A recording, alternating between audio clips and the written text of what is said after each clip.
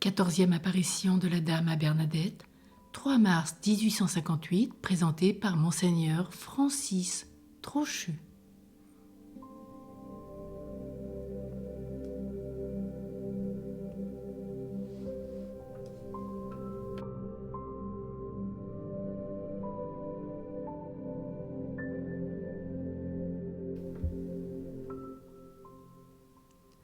Pour Bernadette, on dirait qu'une épreuve en attire une autre. Déjà à 2 reprises, le lendemain précisément de pénibles scènes. La dame n'est point venue lui apporter la consolation de son sourire. C'est sans doute encore une fois qu'elle veut forger l'âme de l'humble enfant en vue d'autres luttes et d'autres victoires. Le matin du mercredi 3 mars, la pauvre petite Soubirous se sent le cœur particulièrement navré. Le souvenir de ses dernières entrevues avec monsieur le curé lui pèse plus que tout le reste. Le prêtre auquel la dame l'envoya en messagère se refuse toujours à la croire, alors qu'elle est sûre de ne pas mentir.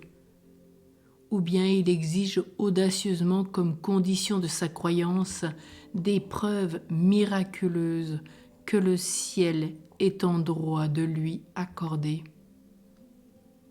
Mais ce matin à Massabielle, les chagrins qui proviennent des hommes seront vite oubliés. L'aube naissante éclaire l'arrivée de Bernadette accompagnée de sa mère. Toutes les deux prient longuement. Hélas, sanglotant, toutes les deux se relèvent, puis s'éloignent dans un silence de mort. 3000 personnes ce matin, attestent M. Clarence qui était présent, sont témoins de leur déconvenue. Dans cette foule, beaucoup ont entendu dire, par des gens éclairés, que Bernadette se trompe, qu'elle invente, qu'elle est hallucinée. Or ici, certains esprits portés à croire se sont pris à réfléchir. Monsieur Clarence est du nombre. L'amère déception de Bernadette ne lui a pas échappé. La vision écrite dans son rapport du 4 mars destiné au préfet de Tarbes, la vision fit défaut à la petite fille, ce qui parut l'affecter sensiblement. Il importe de remarquer ce point qui ne semblerait peut-être pas favorable à la supposition d'une hallucination. Un roulier, Jean-Marie Cazenave, avait bien observé lui aussi la douleur de la mère Soubirous et de sa fille. Je me suis dit, si la petite inventait, qui l'empêcherait de dire qu'elle a vu ce matin aussi bien que les autres jours? Bernadette est donc revenue à la maison. Une amie de sa famille, Anne Dupas, s'y présenta bientôt, amenant 2 institutrices désireuses de la connaître. Nous la trouvâmes, rapporte Anna, appuyée contre un lit, le visage dans la main et triste. Elle disait « Qu'est-ce que je lui ai fait ? Elle est peut-être fâchée contre moi ?» Survint vers 8h30 et demie le cousin André Sajous. Il s'était trouvé à 7h devant les roches de Massabielle et voyant les larmes de l'enfant. « Si tu veux revenir, lui avait-il proposé, je reviendrai bien avec toi. » Or Bernadette entendit de nouveau l'appel intérieur qui la conviait à la rencontre tant désirée. Là-bas, elle eût aimé être seule. « Si tu veux revenir à la grotte, avait insinué André Sajous, nous prendrons la route du pied du fort pour ne pas traverser la ville.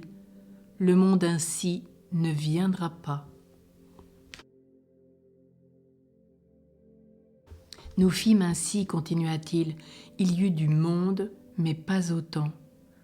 Beaucoup qui avaient couché là étaient partis. Nous y retournâmes vers 9h. Bernadette se mit à genoux, prit son chapelet, vit l'apparition et se retourna contente. On disait en ville, elle ne la verra plus. On a fait des sottises à la grotte.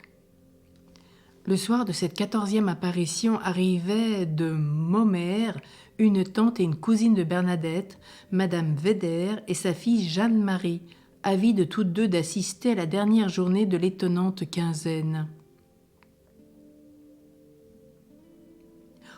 On m'apprit à raconter Jeanne-Marie que Bernadette était chez monsieur le curé.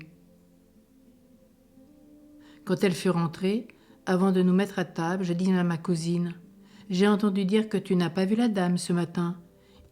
Il pourra bien se faire que tu ne la vois pas demain non plus. » Elle me répondit « Mais je l'ai vue pendant le jour. » Je lui demandai « Pourquoi ne l'as-tu pas vue ce matin ?»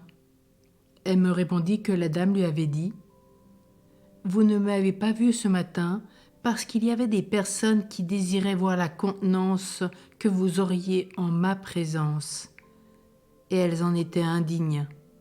Elles ont passé la nuit à la grotte et elles l'ont déshonorée.